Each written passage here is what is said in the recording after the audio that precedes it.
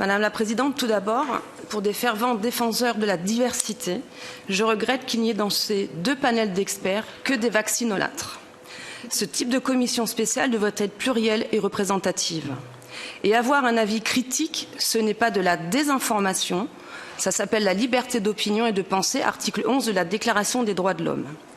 Alors ma question s'adresse à Madame Vliguier. Moi je vais aller plus loin parce que c'est un sujet important, la vaccination des enfants. On ne peut pas rigoler avec ce sujet. Vous dirigez la stratégie Covid pour la Belgique et vous avez eu le courage dans le passé de déclarer qu'un vaccin ne fonctionne pas forcément pour toutes les classes d'âge. Beaucoup de parents d'enfants me contactent car ils ne comprennent pas la stratégie de la Commission qui met la pression sur les États pour injecter les enfants avec des doses Pfizer ou Moderna à la rentrée scolaire. La Commission, le 27 avril, déclare que les États membres de l'Union européenne devraient envisager de renforcer leurs efforts pour augmenter les taux de couverture vaccinale chez les jeunes enfants. Le Covid n'est pas dangereux pour les enfants. Je vous cite le CDC. La plupart des enfants ne développent pas de symptômes lorsqu'ils sont infectés par le virus ou ils développent une forme très légère de Covid-19. Bien que la transmission du SARS-CoV puisse se produire dans les écoles, les recherches montrent que la transmission dans les écoles n'a représenté qu'une faible proportion de tous les cas de Covid-19. Nous avons donc un bénéfice minime, voire nul pour les enfants. Quant aux risques, les effets indésirables sont parfois sévères et c'est insupportable. À ce jour, pour Pfizer, il y a plus de 33 000 cas d'effets secondaires répertoriés par l'EMA, dont 5 142 pour les enfants de moins de 12 ans. Un enfant de 13 ans aurait perdu la vue de 90% après une première dose de vaccin Pfizer. Question. À partir de combien de cas d'effets secondaires répertoriés en Belgique ou en Europe, vous pensez qu'il est utile d'appliquer le principe de précaution et donc suspendre les injections sur les enfants? Considérant le caractère rassurant du variant Omicron et le fait que les vaccins actuels ciblent les formes anciennes du virus et n'ont pas permis d'empêcher la circulation dans la population générale, quel est le rapport bénéfice-risque estimé de la vaccination contre la Covid-19 chez les enfants à compter du 1er juillet 2022? Je vous remercie.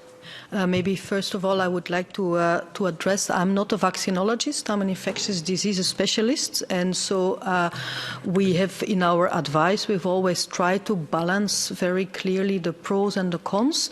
Our group, expert group, was also not the national vaccination group, that was another group, but so there is a clear, I'm only describing the different advices that have been given.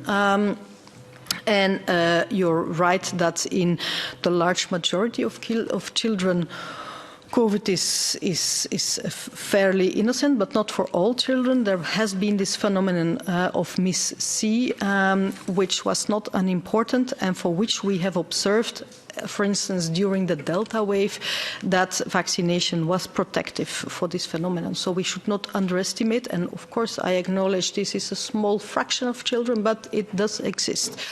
Clearly, studies on vaccination have been done with other variants and not with this Omicron. So with each variant, the situation may be different. That is true. And therefore, the question of the schools remains very much on how to protect the schools. I do not agree with you that it is only a small fraction, that infection in schools is only a small fraction. I showed at a certain moment a slide where in October 2021, the incidence in primary school children was 4 times higher, 4,000